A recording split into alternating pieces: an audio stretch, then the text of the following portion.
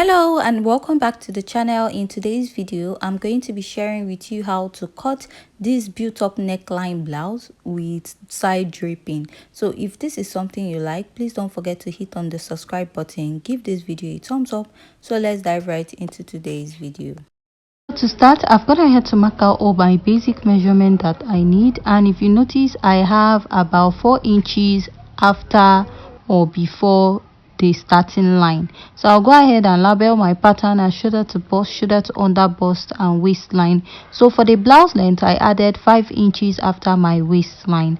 Now I'll mark my shoulder divided by 2 plus half, and I'll come down by 1 inch mark, and from that point I'll place my ruler and I'll draw out my shoulder slope. So after that, I'll just go ahead and mark out. The next step you want to take from here is to find your chest line, which is your bust circumference divided by 6 plus 1.5.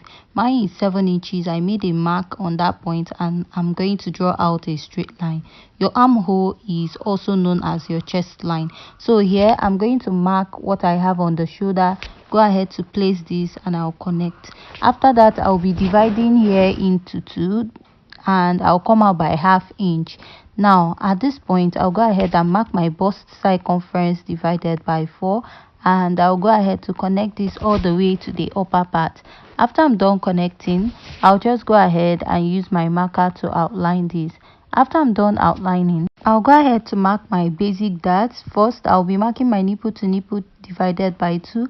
My nipple to nipple is 7 inches divided by 2. I have 3.5, and I'll draw out a straight line. So for this pattern also, you can use a side dart, but I'm just going to leave it as easy as this.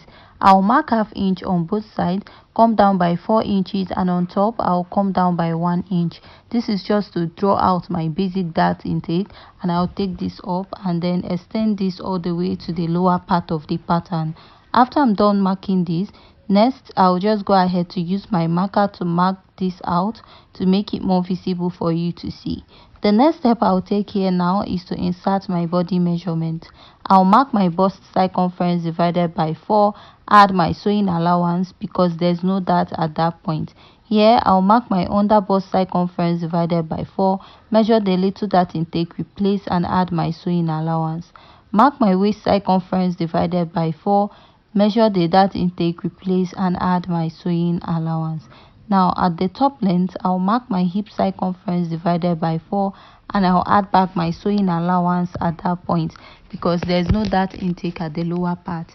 And after that, I'll go ahead to connect this all the way to the upper part, to the lower part of this pattern.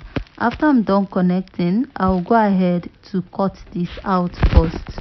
After I'm done cutting out, we'll go ahead to also transfer all these measurements to the other side. So I'm done transferring the measurement to the other side.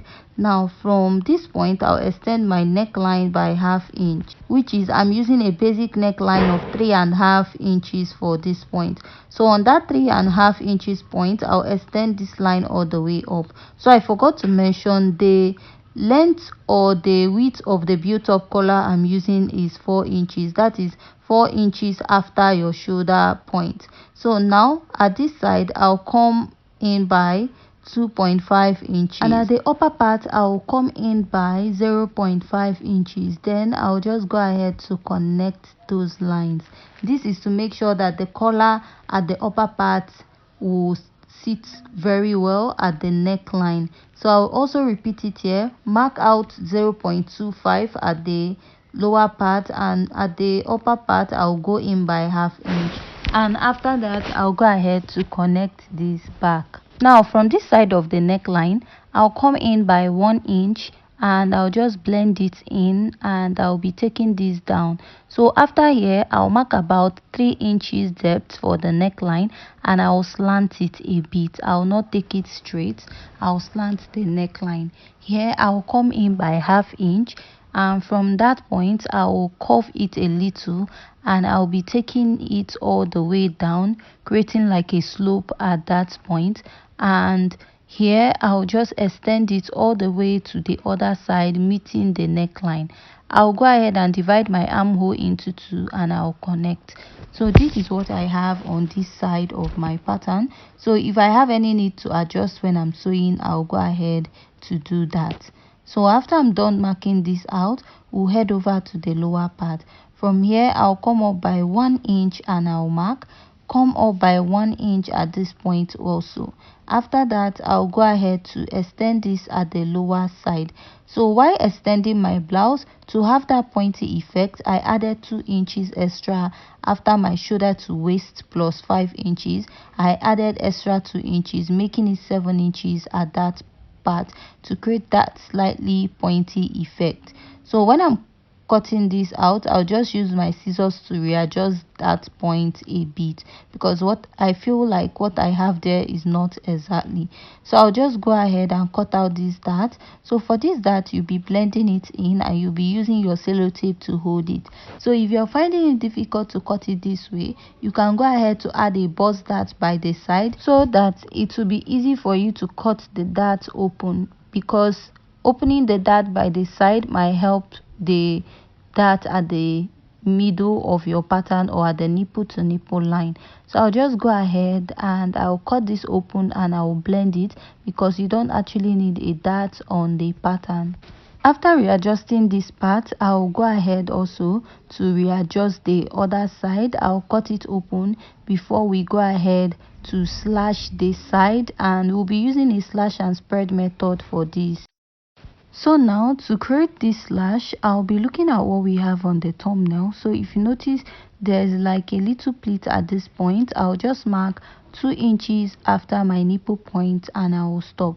So for this part, the pleat or the draping at the other side, I'll measure 2 inches after my nipple point at this part and I'll mark. This will serve as a guide to where I want the pleats to stop. So I'll just go ahead and mark out the areas that I want the pleats to have the draping or pleats on that side. So I'm just looking at what we have on the thumbnail. You can actually do exactly, or you can just go ahead to just create drapes by the side. And I'm also just picking out points from what we have on the picture to create the line. So there's no actual measurement for this. You can just go ahead to cut out the places where you want to have the draping, or you can just measure it out. But from what we have on the thumbnail, I don't think that there's an actual measurement to where the lines are. So I'll just go ahead to draw this out and I'll be slashing it open. So now you're going to use this pattern and you're going to spread it on another fabric and you're going to open it up or spread it by the side so that you're going to have that pleated effect on that side. So for the back pattern, you cut exactly what you have at the side so that after you're done slashing this, when you're joining, the back will help serve as a guide to make sure that the side that is slashed is equal to the side of the back. So I don't know if you understand, but if you have any question, you can also leave it at the comment section. So after cutting out, this is what I have, and you're going to use this pattern to cut out the front. Next, we'll be moving over to the back pattern. So for the back pattern, I've gone ahead to mark out all the basic measurement just like we did for the front.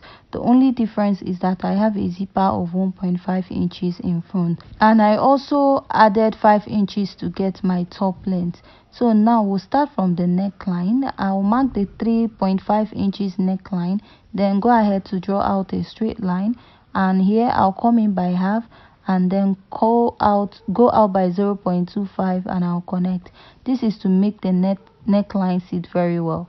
So I came down by 1.5 inches at the zipper point and I connected it. So here I'll just extend this line to indicate we have a zipper at that point. So after I'm done marking that, we'll go over to marking the darts on the dress. To mark that, I'll mark my nipple to nipple divided by 2 and I'll go ahead to draw out a straight line at this point. After I'm done drawing, I'll be marking ½ inch on both sides, come down by 1 inch, go down by 4 inches again, and I will connect this all the way up and also connect at the other side. Go ahead to take this to the lower part and also extend the dart at this point. Now I'll go ahead to use my marker to outline this, and after that to insert my body measurement. So I'll mark my bust circumference divided by 4 and add my sewing allowance.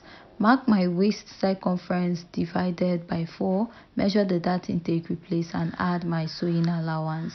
And I'll mark my hip circumference divided by 4, add my sewing allowance, because there is no dart at that point. Please, all this measurement is starting immediately after the zipper point. So I'll just go ahead to connect this all the way to the lower part, and after I'm done connecting, I'll go up by 1 inch at this point, just like we did for the front, and I'll extend this all the way to the lower part of the dress. So this is what my back pattern is looking like.